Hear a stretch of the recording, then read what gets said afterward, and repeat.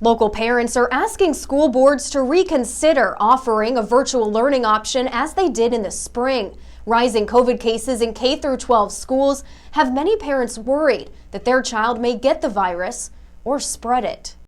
Greene County Schools offered a virtual option prior to the beginning of the school year for families to apply for, but many school boards didn't give the same option. Bertie County parent and local nurse LaToya Thompson created a petition asking for a virtual option in Bertie, a choice she says all families should be able to make for themselves. For the kids who do have underlying health issues or may have somebody at home, it will give them a better chance of controlling the disease in their household. I understand some parents don't want that option. That's why I said let it be optional to the parents.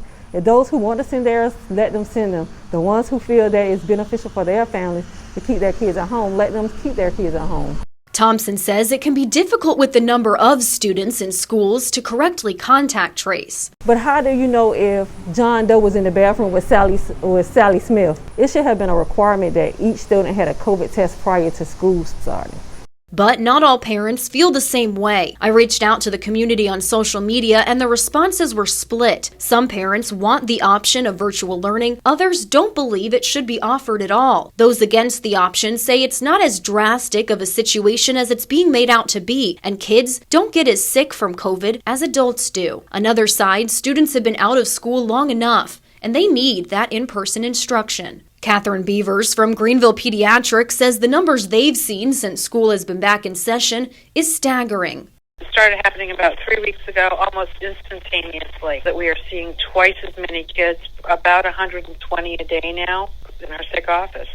Their office has had to close one building to treat sick and COVID-positive patients only. She says that's creating a backlog of appointments for things like physicals and regular checkups. She's had to ask the Pitt County School Board to offer an extension on required paperwork like physicals for students until they can catch up.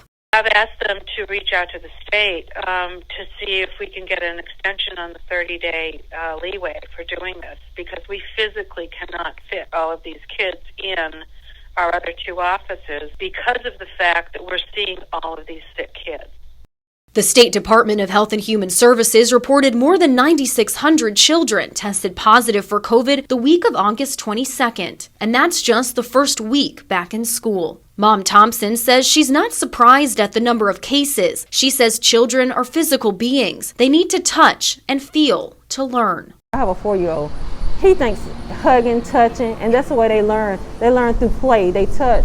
I spoke with Superintendent Patrick Miller, who says, like Greene County, Bertie did offer a virtual option prior to the start of the school year. Only around 80 students signed up, and now that option is closed for the rest of the year as the county is outsourcing for its virtual learning. Superintendent Miller tells me the option will not become reavailable.